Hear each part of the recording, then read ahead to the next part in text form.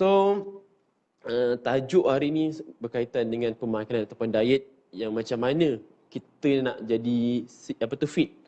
Fit ni pun dia punya definisi pun agak luas. Kita nak fit tu kita nak fit tu dia bergantung pada individu sendiri. Fit macam mana yang kita inginkan. Okey. So bagi saya lah, sebab macam saya kalau ikutkan saya punya pengalaman kerja dan juga saya punya bidang saya belajar, saya memang bahagian ataupun dietetik yang dalam secara spesifiknya saya menjaga orang yang dah sakit untuk kasih daripada segi pemakanan tu, kita nak membantu dia untuk menjaga supaya dia punya tahap kesihatan tu jadi lebih baik lah daripada segi fokus pada pemakanan. Kalau macam doktor, dia fokus pada overall and dia bagi ubat. Kalau kita akan jaga daripada segi makanan. So daripada perspektif saya ataupun kami sebagai dietitian, nak jadi fit ni kita kena tengoklah bergantung pada kita punya physical size time tu macam mana. Kalau contohlah kita time sekarang ni mungkin tengah PKP ni terlalu lama sangat lemah duduk rumah and tak banyak sangat buat physical activity, pergerakan pun berkurang, asyik dekat sekitar kawasan kita je kan. So kita pernah bosan buat benda yang sama je, mungkin kita akan dah bertambah berat badan. Kat sini ada dalam 12 orang ni, berapa ramai dah berjaya turunkan berat badan ataupun berapa ramai yang menambah berat badan? Ada yang bertambah berat badan ataupun ada yang dah berkurang berat badan. Kalau yang dah berkurang berat badan tu alhamdulillah lah. Kalau bertambah tu kita kena melakukan sesuatu lah. Jangan biarkan ia berlarutan sampai nanti sampai satu tahap mungkin berat badan awal-awal sebelum PKP hari tu, awal tahun tu baru dalam 50 lebih, 60 lebih, tiba-tiba bertambah 20 kilo, 30 kilo. Bahaya tu. So jangan biarkan ia sampai dia dah berlarutan ataupun dah ke laut sangat. So sebelum dia ke laut, better kita mendayung sebaik mungkin mendekati dekat kita punya pantai lah kiranya. Okey? So bagi saya, fit ni bagi saya yang saya nak rangkumkan adalah ikut kita punya kesesuaian badan supaya kita selesa untuk bergerak. Tak apa Encik Hafiz, jangan risau, lepas ni kita bersama-sama turunkan berat badan sebab nanti kita ada satu agenda menarik lah yang seiring dengan kita punya produk VFit tu. Okey? Nanti ujung-ujung saya akan share. Bagi saya fit ni dia supaya badan kita bergerak bebas, supaya kita selesa dengan tubuh badan kita untuk exercise ataupun buat kerja rumah, tak ada sakit-sakit. Itu istilah fit bagi saya lah. Dan juga kita ni kurang, kalau contohlah kita dah ada kencing manis, darah tinggi ke kolesterol, kita mampu kurangkan komplikasi ataupun kita mampu mengawal kita punya sakit-sakit tu supaya tak jadi lagi teruk. Kalau dapat kurangkan, macam contoh kencing manis, dapat kurangkan dia punya kadar gula tu ke, darah tinggi punya bacaan kurang tu, lagi bagus. So maksudnya bagi saya lah, istilah fit bagi saya itu makin lama makin fit. So insyaAllah kita kat sini nak tengok macam mana kita nak fit and apa step by step yang kita perlu lakukan. Kebiasaannya kalau nak fit ni, yang pertama dia kita kena daripada pemakanan lah. Dan yang kedua adalah daripada senaman. Ini memang dua benda yang paling dua benda utama lah yang menyumbang sama ada kita mampu nak jadi sihat ataupun fit ataupun sebaliknya. Sama je kalau kita nak turunkan berat badan ke atau nak jaga badan pun, kita kena bergantung pada dua benda ni. Duduk masa mula guna produk bukan berjaya turun mengandungan ni. Tak apa, jangan satu baru lepas bersalin tu, insya-Allah lepas ni boleh dapat balik body size yang yang sebelum mengandung tu. Jangan risau Norman. Insya-Allah boleh punya. Kita sama-sama lakukan secara grup. Itu lagi best sebab kita akan bersaing sama kawan-kawan kita. Okey. Pasal diet tadi, memang kalau biasa orang dah dengar, nak jadi fit ataupun nak diet ni kita kena bergantung 70% bergantung pada kita punya pemakanan dan 30% tu adalah daripada segi exercise. And ada orang kita biasa dengar, kalau kita tak jaga makan, kita just exercise saja pun memang kita tak akan nampak dia punya impact. Tapi kalau kita jaga makan, kita tak exercise, kita boleh nampak dia punya impact kesihatan ataupun turun berat badan. Cuma dia apa nama tu, dia punya progress ataupun dia punya impact tu slow lah berbanding kalau orang buat dua-dua ni. So kita kena tahu macam mana kita nak mula. Maksudnya sebab diet sekarang ni kalau kita Google macam-macam jenis diet. Diet mana yang sesuai untuk diri kita ataupun kita nak buat yang strict ke, yang santai-santai ke. Di situ kita perlukan ilmu. Sama ada kita nak berguru dengan orang ataupun kita nak berguru dengan Encik Google. So itu bergantung pada diri kita lah. Tapi kalau ikutkan dalam Islam pun memang kalau kita nak menuntut ilmu tu kita kena mencari seorang guru lah. Itu yang sebaiknya. Alhamdulillah Encik Hafiz, nampak perubahan daripada bacaan gula tu. Bagus. Kita teruskan pakai produk weekend. Tak nampak dia punya improvement kalau kita pakai produk weekend tu sendiri. Okey. Sebab tu macam saya cakap tadi, kalau kita nak memulakan sesuatu, kita nak belajar sesuatu, kita perlu cari guru. So di sini kalau contohlah kita nak mengenali ataupun mengetahui cara makanan yang betul. Cara makan yang betul. So kita cari guru. Guru dia kalau contoh dekat dunia sekarang ni memang pasal pemakanan, kita kena cari seorang nutritionist ataupun pegawai pemakanan ataupun dietitian lah. InsyaAllah orang-orang tu yang paling sesuai lah untuk ajar ataupun memberi ilmu pasal pemakanan ni. InsyaAllah daripada situ baru kita nampak, kita boleh tahu ilmu ataupun input yang diberikan tu sahih dan sesuai kita amalkan. Berbanding kalau kita just Google semata-mata. Walaupun Google tu memang kita boleh buat secara percuma, tapi kadang-kadang benda yang percuma tu dia tak mengena dengan semua orang. Sebab badan kita berbeza-beza kan. Kalau contohlah, kalau macam sekarang kan ramai artis berdiet, dia gunakan diet, contohlah diet jenis intermittent fasting. Lepas tu orang lain buat mungkin dia ada komplikasi. Dia senang hypo ke, ataupun dia tak sesuai ke, pening-pening kepala ke. That's why kat situ kita kena refer pada orang yang expert ataupun orang yang ahli lah berkenaan pasal pemakanan tu. Okey, kalau kat sini sebab MSB alhamdulillah lah. Encik Azlan dengan Miss Pam memberi peluang pada saya untuk berganding bahu dengan company, menyumbang idea ataupun menyumbang ilmu pasal pemakanan ni untuk kita guide bersama-sama kawan-kawan and also ahli MSKBN sekalian untuk mendapat ilmu pemakanan yang tepat lah. So di sini itu fungsi saya lah. Okey. So pasal makanan, kalau tengok kalau dari segi diet lah yang wujud yang ada dekat zaman sekarang ni, kita tak kisah sebenarnya kita nak guna Atkins ke, kita nak guna kita nak guna paleo diet ke, nak guna intermittent fasting ke, nak guna skus paruh ke, apa lagi macam-macam, keto diet ke, semua tu tak ada masalah sebab base utama je dia punya rangka asal dia orang punya jenis-jenis diet ni, dia punya motif utama yang nak turunkan berat badan and also jaga portion kawal apa yang kita makan. Itu benda yang pertama lah. Macam manis kan ada diet, tapi kenapa ya kalau ikut diet yang boleh menyebabkan sakit gastrik atau ulcer ya? Okey, yang ini soalan kedua yang saya akan sentuh lah. Tadi pasal pemakanan, makan sampingan. Okey, tak apa. Sekejap lagi saya akan sentuh Okey, terima kasih pada yang mengutarakan soalan tu. Lagi saya akan sentuh pasal ni. Berbalik pada tadi.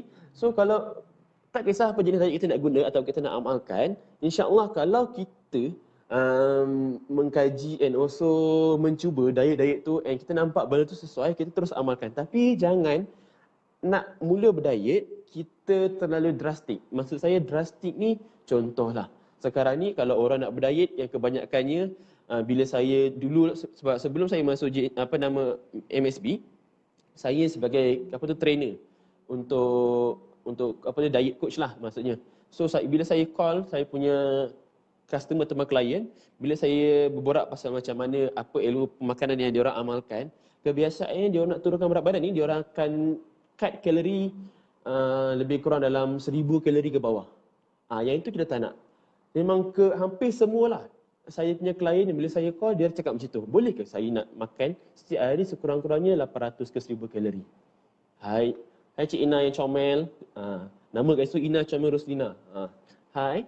So bagi saya benda ni kalau kita nampak kalori defisit yang terlalu banyak untuk short term, insya-Allah memang nampak kesan. Mungkin dalam sebulan pertama boleh nampak 4-5 kilo tu. Cuma dia untuk long term.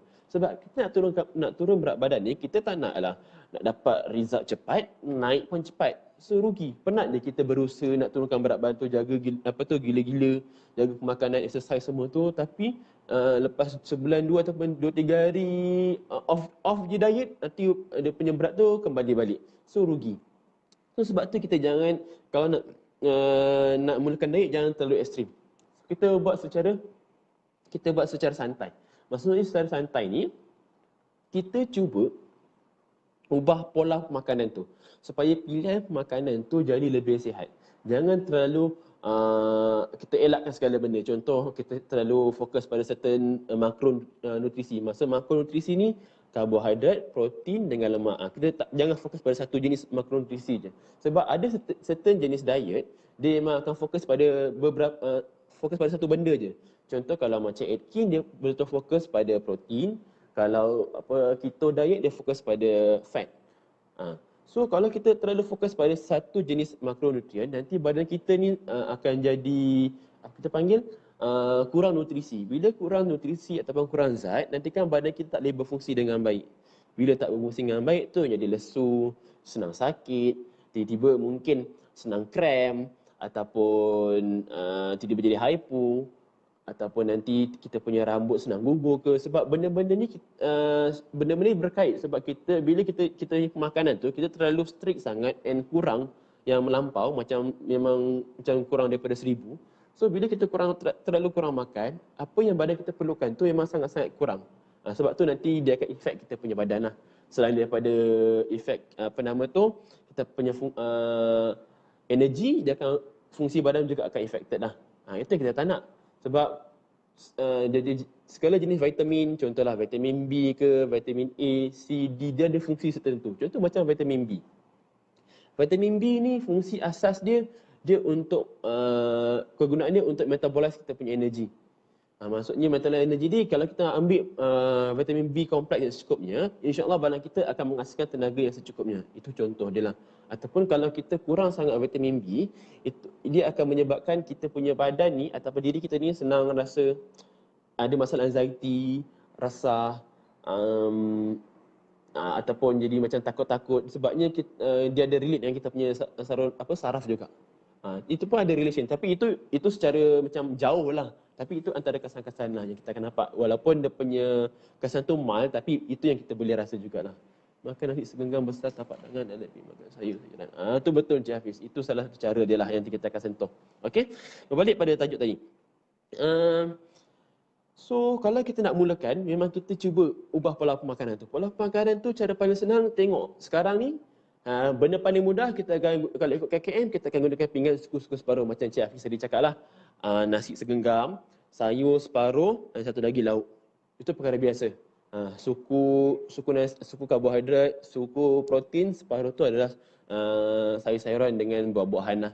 Itu benda paling mudah sekali kita buat. Tapi kenapa KKM ataupun kita punya Kementerian Kesihatan ni menganjurkan perkara macam ini? Sebabnya bila kita buat benda macam ini, baru kita akan rasa nikmat makan tu.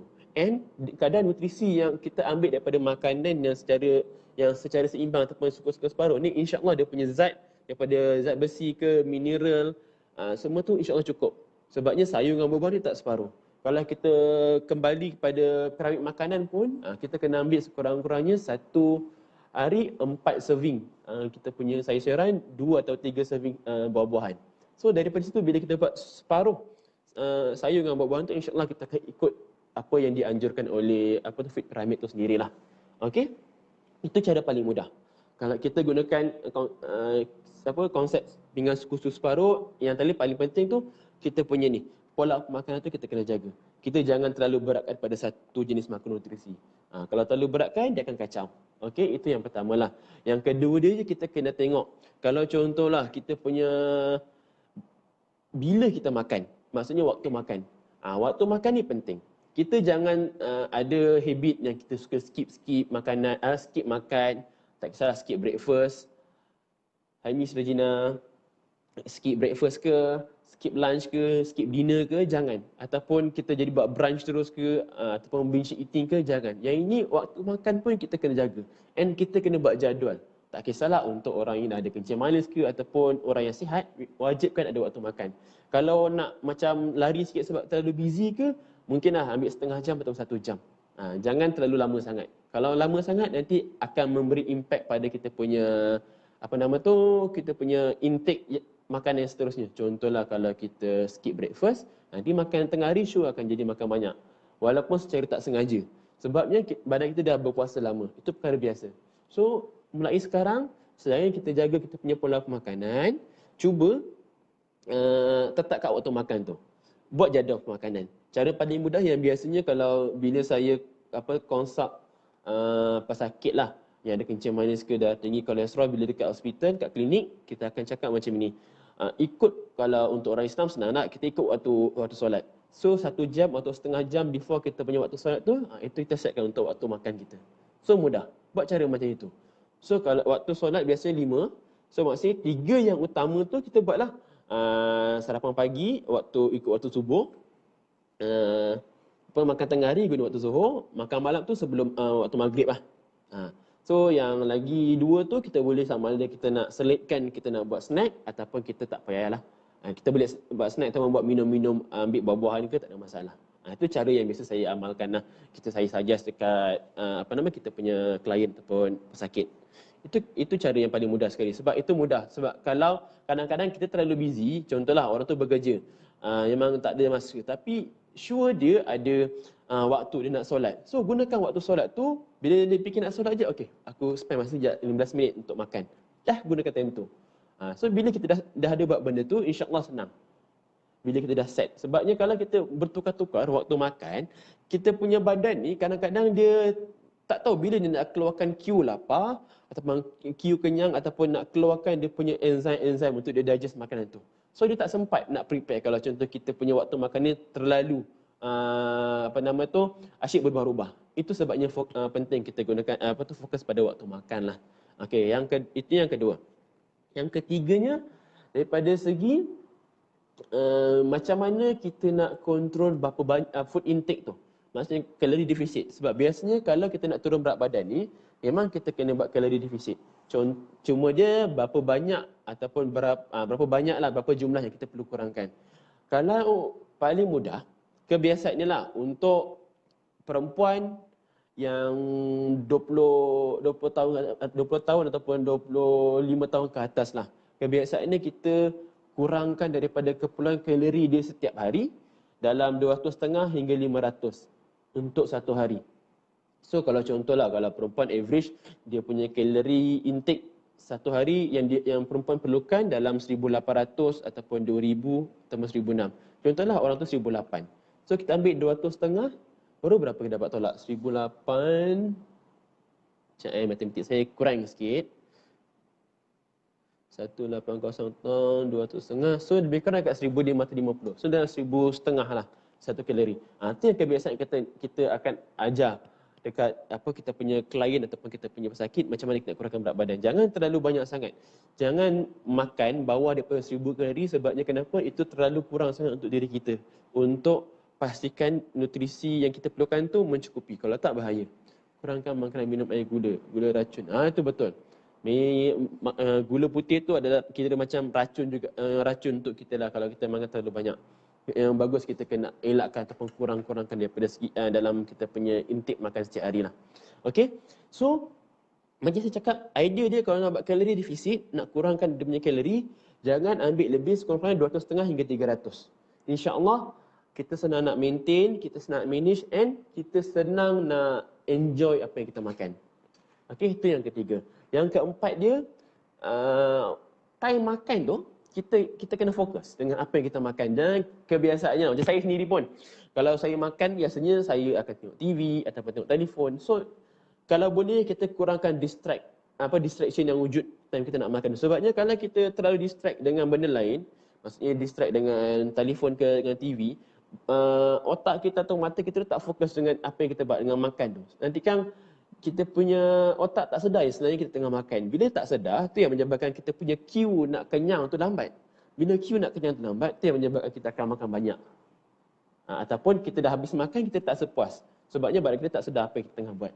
So that's why kalau contoh orang yang memang susah nak kontrol dia punya jumlah makanan, cuba ubah surrounding lah.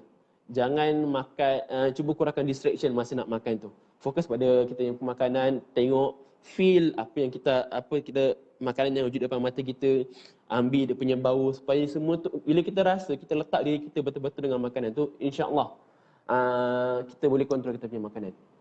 Adakah imbalance hormon boleh menyebabkan kegemukan? Itu pun ada kaitan juga sebab benda tu pun menjadi salah satu faktor utama lah kenapa orang susah nak turunkan berat badan. Okey, itu soalan yang ketiga yang Cik Is akan share lah. Okey, yang kelima, basically macam mana kita nak daripada segi makanan, lepas distraction, last kali kita boleh buat adalah kita kena ada satu food diary supaya kita boleh tengok apa yang kita makan. Kita boleh tengoklah mana yang menjadi punca ataupun penyebab kita tak boleh turun berat badan time tu. Ini memang sangat-sangat penting lah. Sebab kalau contoh macam sebelum-sebelum ni saya buat satu kelas makanan, kalau orang yang buat food diary ni biasanya dia orang senang nak dapat impact daripada kalau contoh dia just diet ikut suka hati dia je. Memang dia orang tu lebih efektif. Sebabnya kenapa? Bila dia orang dah makan, dia orang tulis, dia orang sedar apa yang dia orang ambil. So bila dia orang sedar, dia orang boleh adjust. Contohlah tiba-tiba makan tengah hari ni ada kawan-kawan ajak pergi makan kat luar. So dia tahu, oh banyak juga aku makan untuk makan tengah hari ni. So nanti untuk makan tengah hari, makan petang, minum petang ataupun makan malam, dia boleh adjust untuk kurangkan makan. Makan masa tengah marah pun tak boleh. Betul, kalau makan tengah marah tu lagi bahaya. Macam-macam kadang-kadang apa yang kita makan tu tak sihat ataupun makan pun terlalu banyak. So kita kena hati-hati jugalah. So itu 5 point lah kalau yang berkaitan dengan makanan. Yang pertama dia, kita kena pola makanan. Food pattern tu kita kena ubah. Yang kedua tadi saya cakap pasal jangan terlalu fokus pada certain jenis makronutrisi dan jangan terlalu apa kita panggil drastik sangat nak berubah. Okey. Yang ketiga tu kita kena tengok pada timing kita punya pemakanan. Timing pemakanan yang keempat tadi sebelum distraction. Kena kurangkan distraction masa kita waktu makan. Kalau kita tahu kita ni susah nak kontrol kita punya pemakanan, tu kena kurangkan distraction. Dan last sekali pada kita buat kita punya food diary. Kenapa orang kalau penat tak boleh nak makan dia tapi badan makin berisi.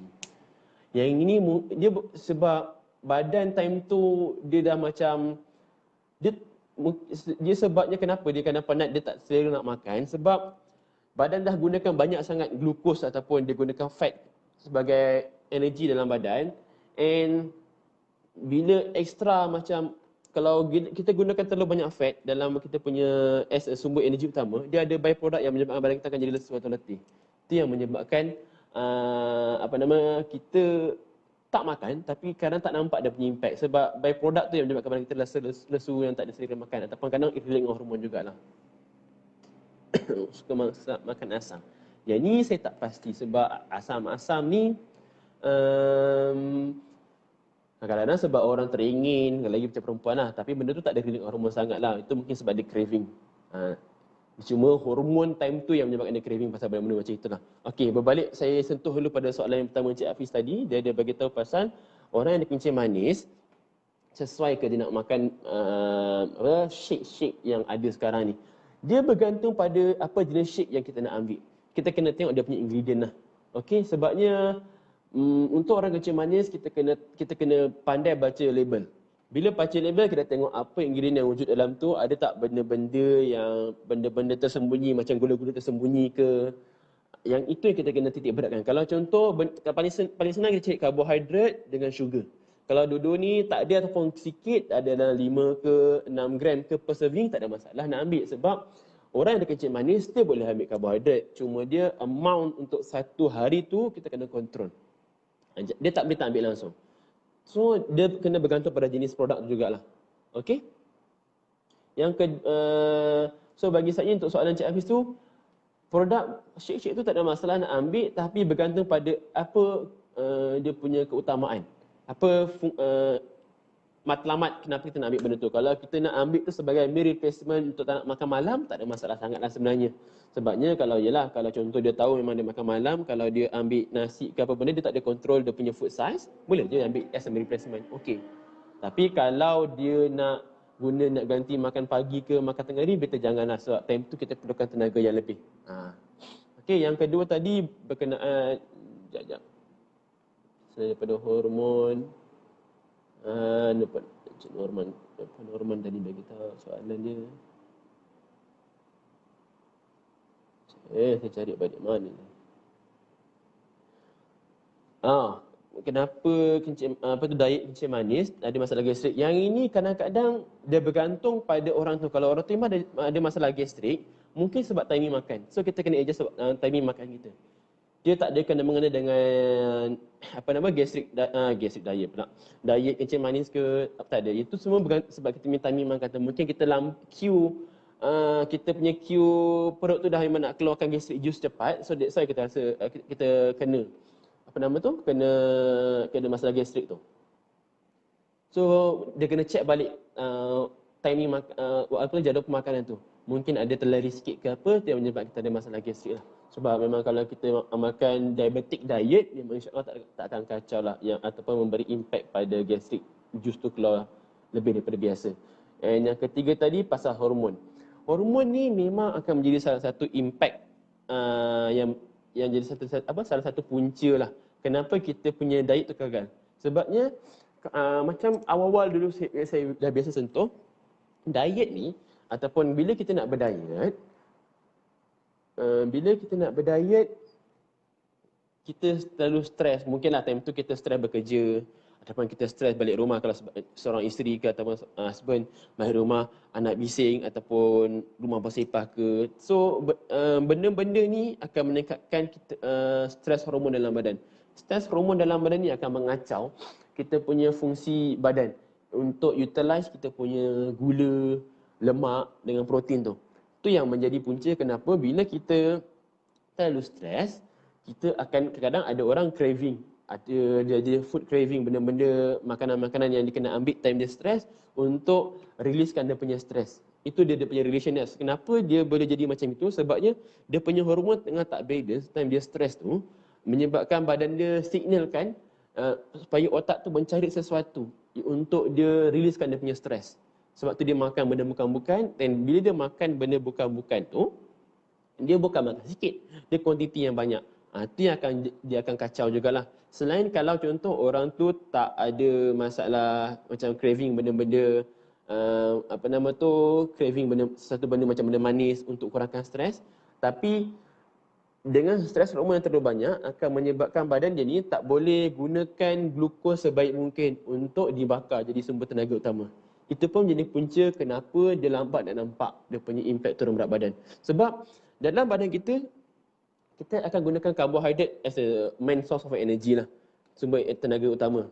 Okey, sebab tu kalau badan kita terlalu stres, main source of energy ni dah tak boleh digunakan, tapi still kita ambil, so dia accumulate ataupun berkumpul dalam badan terlalu banyak. Itu yang menyebabkan dia, contohlah karbohidrat tu bila terlalu banyak dan tak digunakan, dia akan jadi lemak.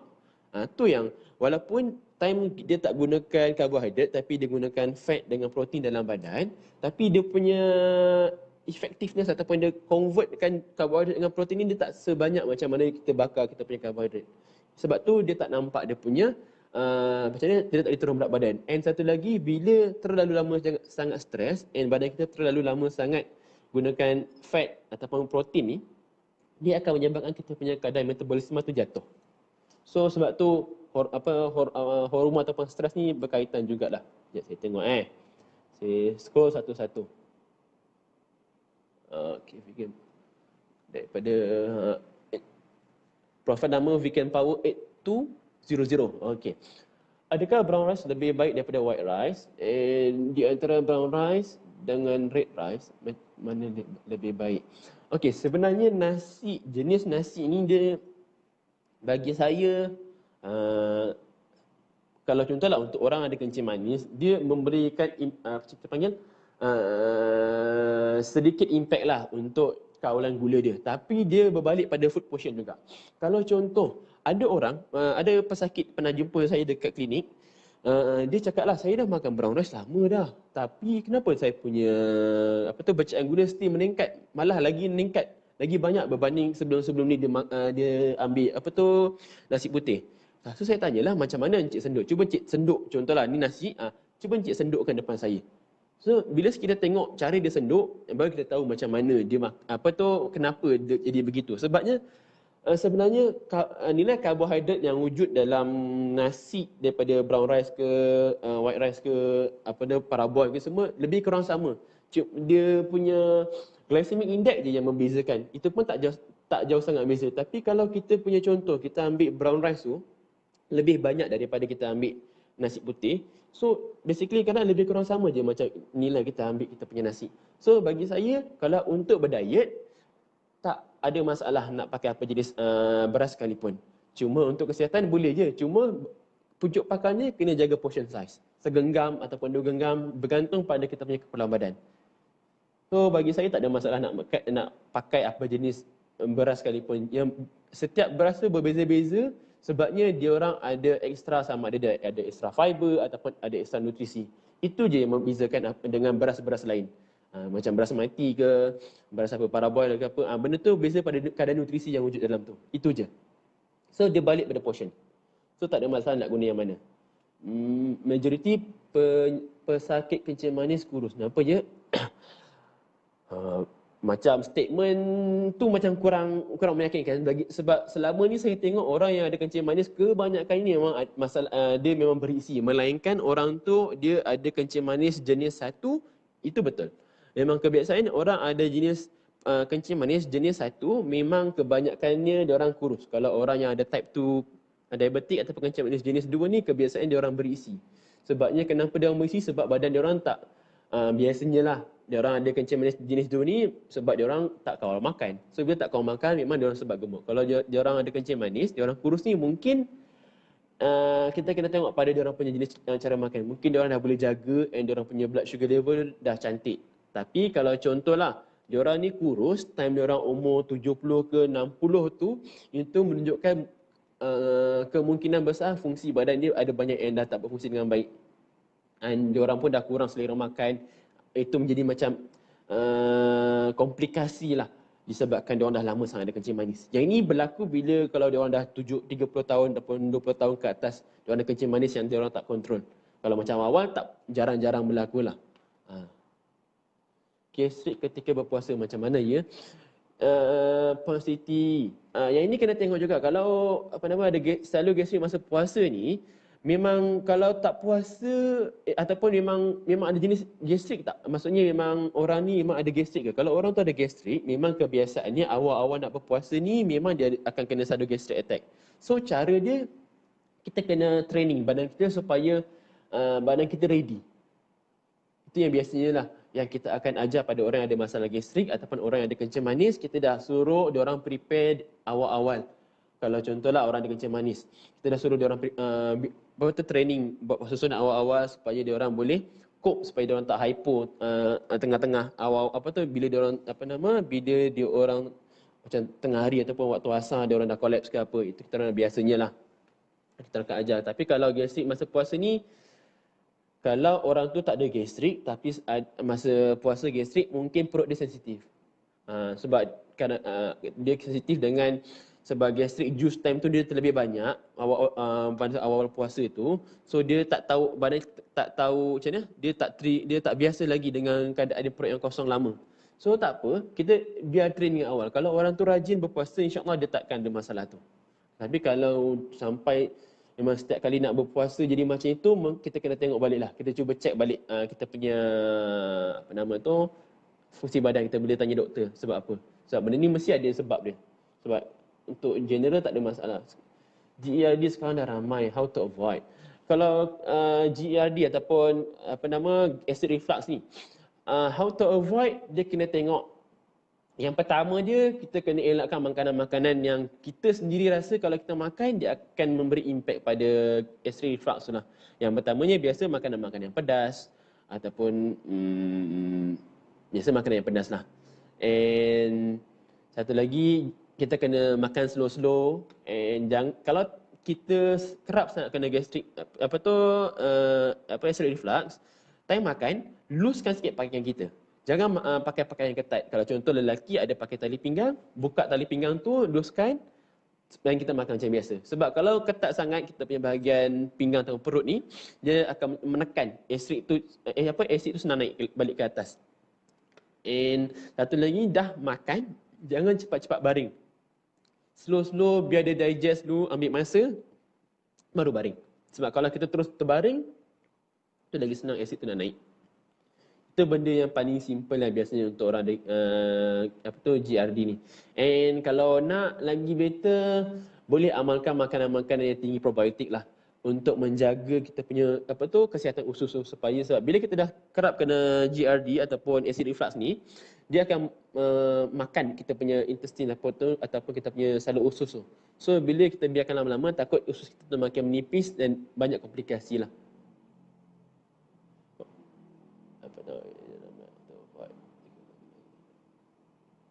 Saya tengok apa lagi soalan.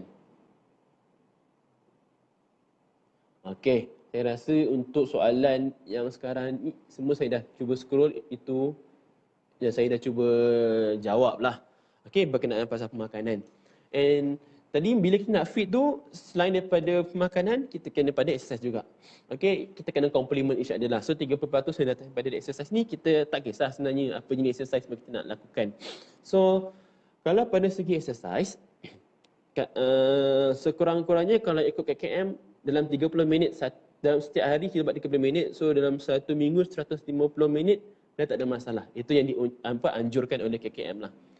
So tak susah pun. Kalau contohlah kita tak ada masa sangat, 10 minit buat pagi, 10 minit buat masa tengah hari, ataupun 15 minit pagi, 15 minit petang. Contohlah kalau jenis busy sangat kan. Tapi saya rasa time PKP ni dah ramai tak busy. So insyaAllah kita boleh cuba buat satu amalan gaya hidup sihat yang baru. Kita try buat 15 minit pagi, 15 minit petang, ataupun terus lamsam buat setengah jam ataupun 1 jam terus untuk satu sesi. Exercise tak kisah, kita nak buat zumba ke, kita nak buat body combat ke, nak berjogging ke, kalau lelaki nak buat pergi gym ke ataupun bersukan, tak ada masalah. Yang penting kita enjoy apa yang kita buat. Jangan kita paksa diri kita.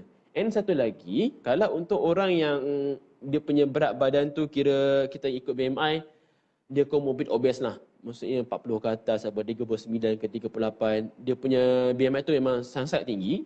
Jangan suruh dia orang ataupun paksa dia orang terus berlari ataupun buat exercise yang terlalu kita panggil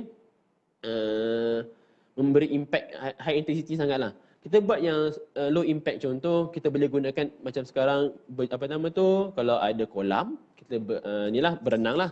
Kalau tak, kita suruh dia orang berbasikal. Kurang-kurang bila berbasikal, tak adalah memberi impact pada dia orang punya lutut. So nanti kan dia orang senang lah nak exercise hari-hari. Sebab kalau kita suruh dia orang berjalan jauh ke, berjoging, nanti baru 3-4 hari dah sakit lutut dan dah malas lah.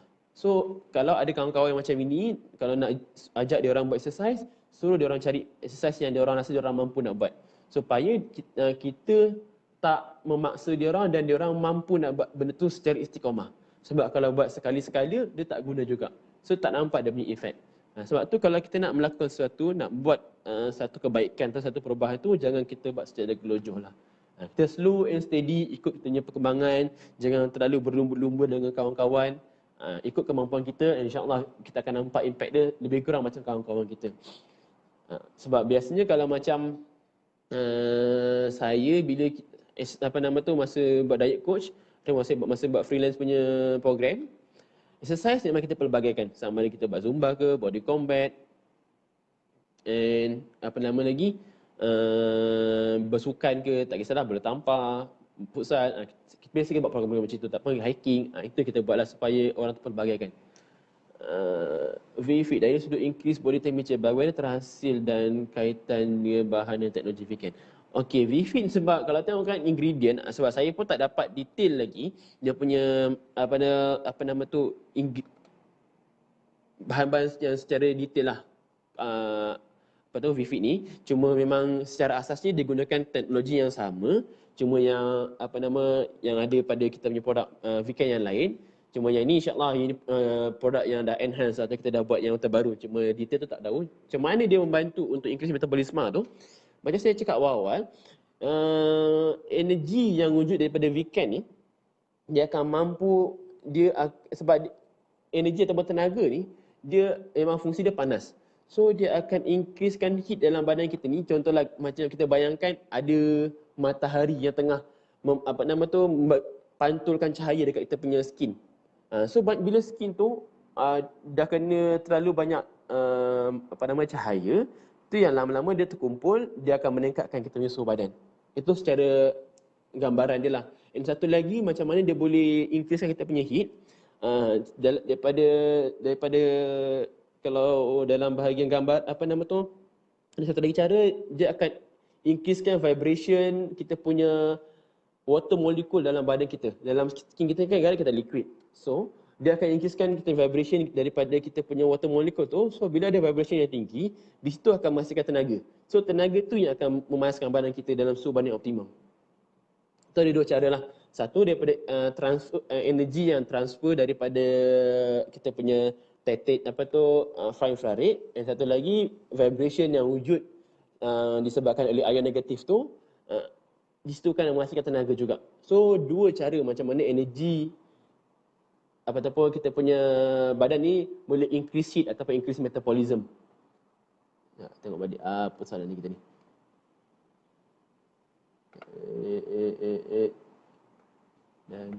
So rasa soalan tu terjawab tak? Please not stabilizing.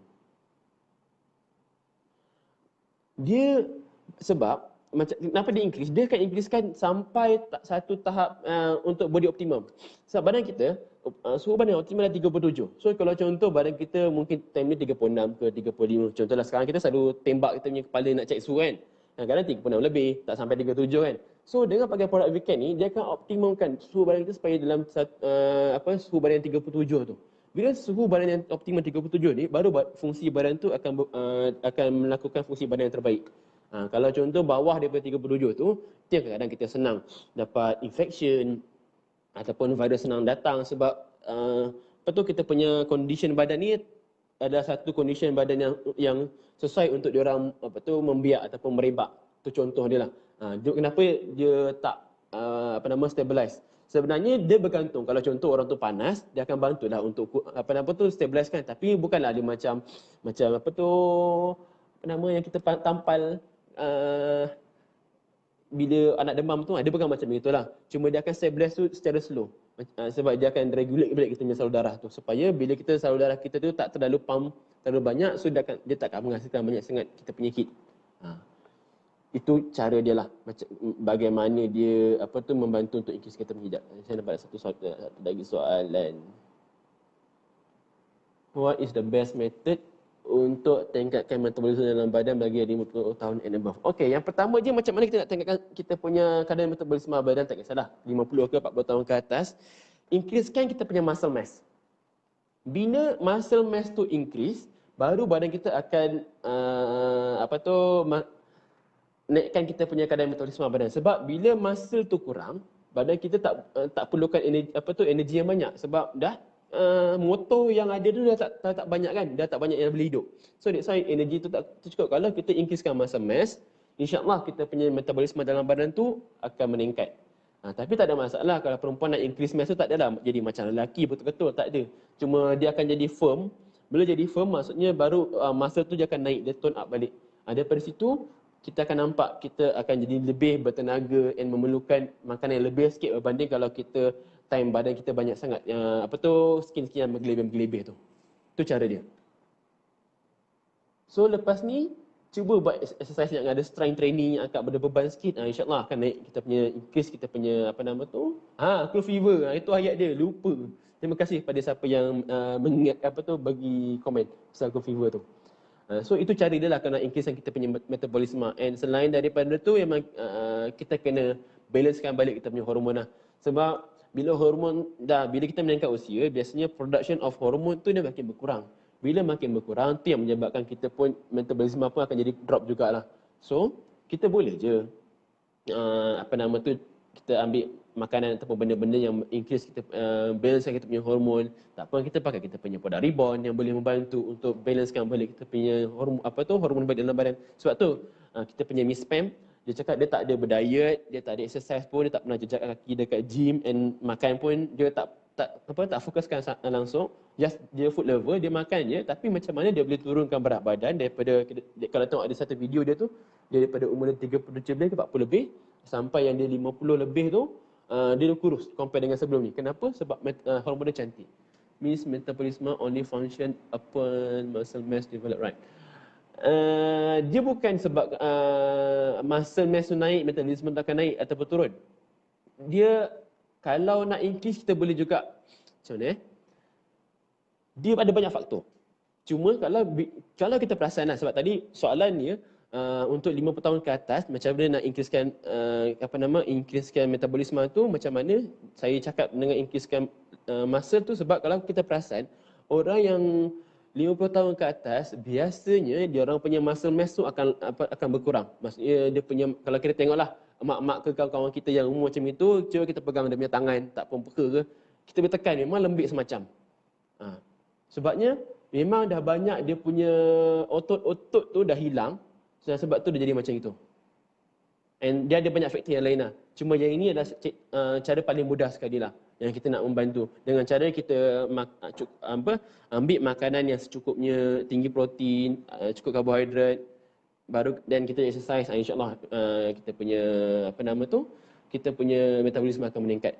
Dia bukan semata-mata bergantung pada kita punya metabolisme ni only function bila kita muscle mass tu akan meningkat. Tak, dia ada banyak faktor lain lah. Cuma ini cara paling mudah lah. Ya. Okey. So, ada lagi soalan yang berkaitan dengan pemakanan. Sebab bagi saya, dia ada banyak. Ini antara cara paling mudah lah.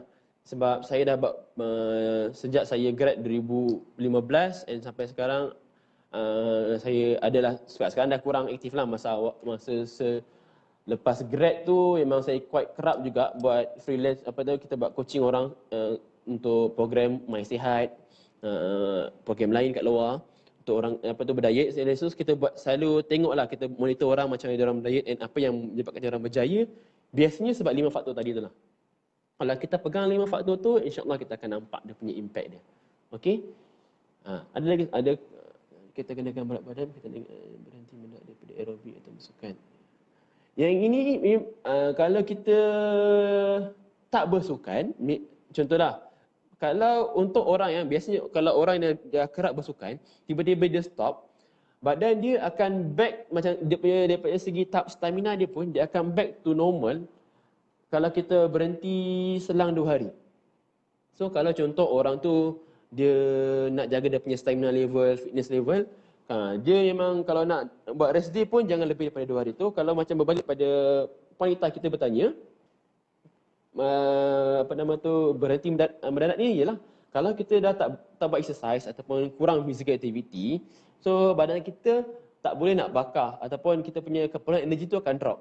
Bila keperluan energi drop, tapi kita punya food intake, apa yang kita masukkan tu still sama dengan time kita buat exercise ataupun bersukan tu. So, energi yang lebih tu yang akan menyebabkan badan kita akan turn jadi fat, yang jadi menyumbang pada tambah berat lah. Tapi kalau kita exercise macam sebelum ni, energi tu akan digunakan dan akan membakar lemak-lemak yang ada. So, memang kalau kita berhenti secara mendadak tu memang akan jadi salah satu punca lah mengapa kita punya berat badan tu meningkat. Kalau kita berhenti mendadak tapi makan pun kita kurang, insya-Allah lah tak adalah dia nampak impact dia terlalu sangat. Sebab dia balik juga pada teori tadi, 70% datang daripada pemakanan, 30% datang daripada segi exercise. Sebab tu ada orang dia tak exercise pun tapi dia jaga makan dia still boleh turun berat badan. Cuma dia kena fokus betul apa yang food intake tu, ikut keperluan badan dia, bukan ikut dia punya diet. Kalau contohlah dia jenis memang exercise on and off, tapi diet dia control, dia tahu apa badan dia perlukan, insya-Allah dia tak ada masalah pun kalau dia malas nak exercise setiap masa. Hari tak nak buat dah semua, mesti boleh. So kalau untuk soalan wanita kita tu memang disebabkan dia punya kalori deficit tu dia tak mampu untuk membakar lemak. dia akan turn jadi energi, jadi lemak. Sebab tu dia akan mendapat gain weight tu cepat. Ada lagi soalan yang berkaitan dengan pemakanan sebelum saya memberi berita-berita yang menarik lah yang berkaitan dengan kita punya ni. Okey. Sebab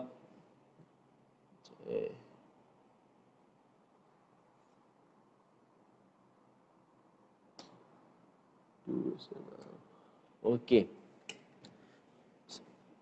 So sekarang kalau contohlah kita dah ada idea macam mana 5 cara, mungkin ada yang baru masuk, so saya rumuskan dulu. 5 tadi, yang pertama dia, kita kena jaga pola pemakanan kita, and kita kena jangan terlalu strict sangat nak berdiet tu, fokus pada certain jenis makronutrisi. Yang ketiga dia, timing makan. And yang keempat, environment. Kita makan, kita kena fokus. And last kali tadi, food log. Itu cara dia lah kalau contoh ada orang yang baru ni. Dulu masa anjurkan 3R challenge, salah satu kejap. 3 mana? Salah satu positif kena follow. Habiskan 3 liter air dari jam 3 petang gini. Boleh explain? Apa kaitan that period bila minum air sebanyak 3 liter? Yang ini first time saya dengar lah, kalau nak kena habiskan 3 liter untuk satu tempoh masa tertentu, 3 sampai 5 petang ni.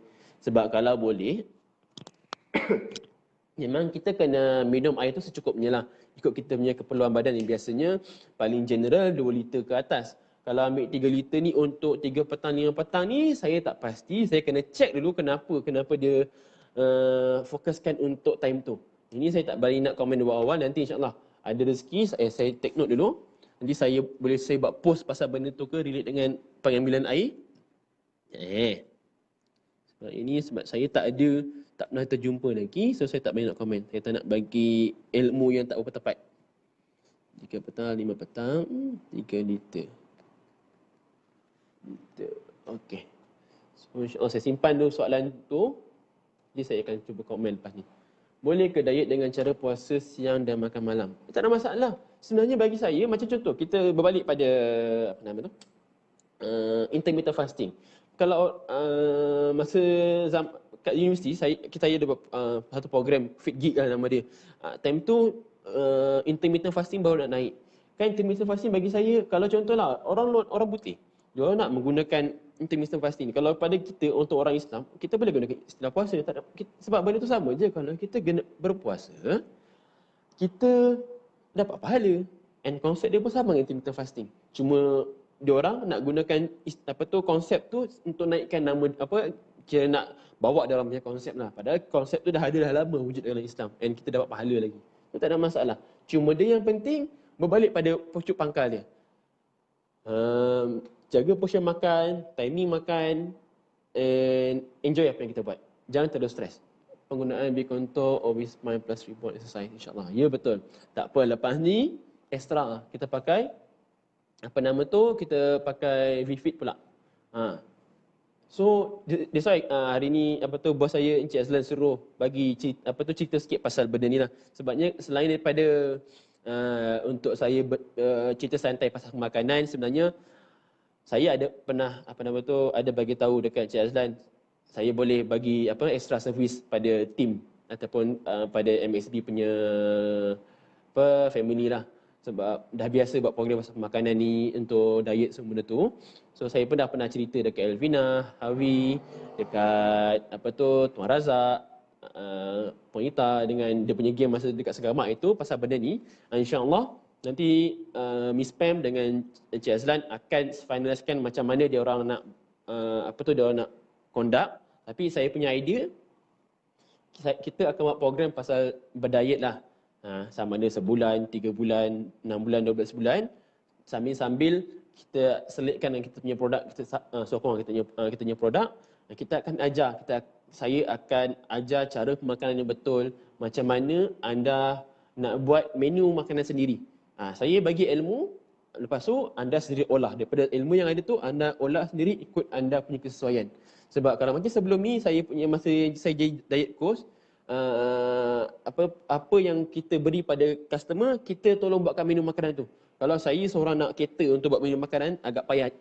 Ambil masa lah sebenarnya sebab kita nak buat spesifik ikut orang tu kan. Kita tak adalah buat semua sama je. Sebab bila kita buat menu makanan untuk orang, kita kena ikut apa yang orang suka makan. Okay.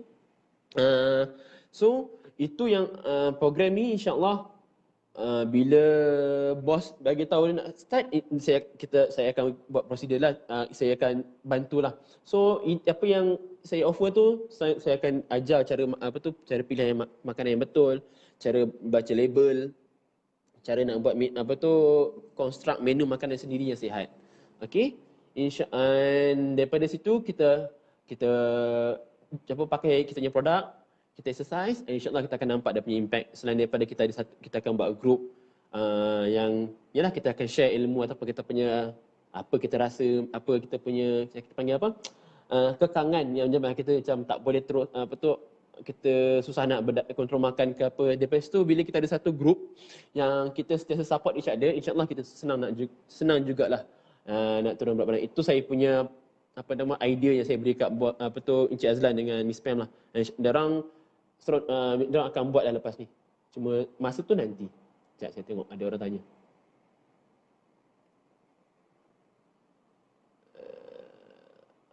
Okay. Gemuk air. Sebenarnya gemuk, sebab badan manusia 70% tu adalah air. So nak cakap gemuk air ni pun bagi saya tak adalah kita boleh betul-betul bergantung pada gemuk air ke apa. Cuma dia memang kalau kita turunkan berat badan awal-awal tu biasanya memang kebanyakannya kita banyak keluar masuk air peluh kita semua benda tu lah. Sekat 1 kilo 2 kilo yang kalau 2-3 hari kita turun tu kemungkinan besar sebab kita punya tu air ataupun peluh tu yang kita keluar masuk. Sebab kalau fikir logik pun sampai dalam seminggu dua kita hilang lemak terlalu drastik pun tak mungkin sebab lemak tu dah kita panggil melekat ataupun terbentuk lama dalam badan kita. So ambil masa. Cuma kalau istilah gemuk air ni mungkin kita boleh guna pakai juga, cuma dia tak adalah disebabkan kita banyak minum air. Sebab kadang-kadang mungkin sebab badan kita tak keluarkan, tak mampu nak berpeluh dengan baik. Sebab kita tak melakukan aktiviti yang sepatutnya yang boleh menyebabkan kita boleh produce peluh. Salah satu poison kena food lah habiskan. Itu kemungkinan besar lah. Mungkin time tu diorang ada spesifik exercise yang diorang buat 2-3 jam, so that's why diorang anjurkan kot. Itu saya tak pasti. Tak perlu tengok. Okay, faham tak cara untuk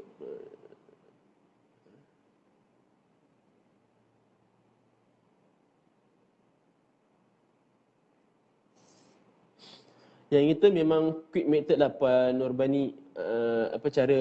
Kebiasaan yang kita akan guna untuk kira keperluan air kita. So kita boleh gunakan quick method tu untuk cek berapa banyak air kita perlukan. Tak ada masalah. Boleh je nak gunakan yang istilah 25 kg per 1 liter tu. Okey je. Memang ada sebab kalau kat hospital pun kita memang ada cara quick method yang kita akan kira kalori, quick method yang kita akan kira energi, kira air juga. Sebab kalau bila orang tu kurang minum air pun dia jadi ada masalah jugalah untuk absorption semua benda tu. So kita boleh amalkan quick method untuk kalori tu. Mungkinlah Kak Yong. Saya tengok apa lagi soalan.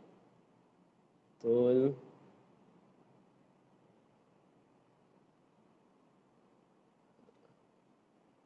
Saya tengok je. Nampak.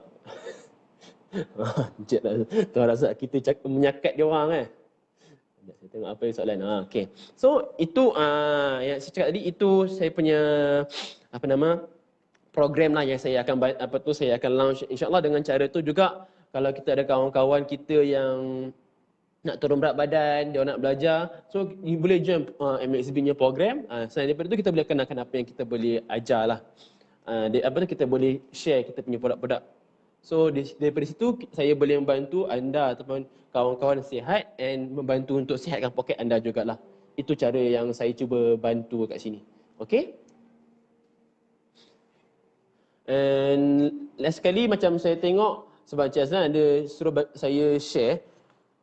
Sebab semalam dia orang dah Encik Azlan dah ada share sikit teaser pasal VFit punya buat pre-order. Dan bila kami tengok dalam sistem, ramai dah yang membayar untuk buat pre-order tu. Alhamdulillah. And Miss Pam cakap Dia disebabkan yang apa?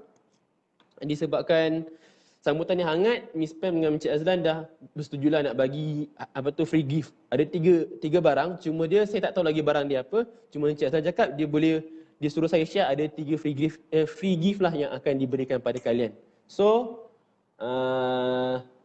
apa tu pantas grab lagi selagi dia orang tak tutup pre-order tu, pergi buat pre-order banyak-banyak supaya boleh dapat free gift tu. Ada 3 benda dan tiga benda tu yang sangat-sangat berbala lah dengan harga kita beli, harga pre-order kita punya VFit tu. Okay? So itu 2 benda extra yang saya nak share lah pasal program tu insyaAllah. And also dengan yang VFit punya free gift tu ada 3 benda. Okay, ada lagi beberapa soalan? Sebelum saya tutup saya punya sesi ni. Harapnya sesi saya ni membantu kalian lah, memberi idea ataupun memberi manfaat. Semua semua dah mengusik dah kat bawah ni. Dia semua start dengan ni lah, Tuan Razak kita ni. Okay. So saya harap saya punya perkongsian petang ni memberi idea lah. Kalau macam bagi siapa-siapa yang baru nak start ataupun tercari-cari macam mana saya nak mulakan berdiet, saya harap dengan gunakan 5 konsep tadi tu, kalian boleh mula berdiet ataupun mula melakukan sesuatu lah untuk jaga kita punya pemakanan supaya tak terlambat. Tak adalah kita nak memberi alasan, cakap nantilah. Sebab sekarang saya dah bagi idea, rough idea macam mana kita nak mulakan langkah 1. Dan nanti bila dah ada langkah 1, kita boleh buat langkah seterusnya. Okay? So, saya minta maaf kalau sepanjang saya punya sesi dekat sejam jugalah, saya berceloteh ni, saya terkasar bahasa ke, menggunakan kata-kata yang tak sepatutnya ke, sebab tanpa saya sedar, saya minta maaf, itu semua datang daripada saya punya kelemahan atau kesilapan saya sendirilah. And ilmu yang saya curahkan ni semua, ilmu yang Allah berikan ataupun Allah beri pinjamlah untuk saya share pada kalian semua. InsyaAllah harapnya ilmu ni dapat memberi manfaat pada kita semua supaya kita diberi rezeki untuk sihat, untuk kita sentiasa beribadah lah. Okay?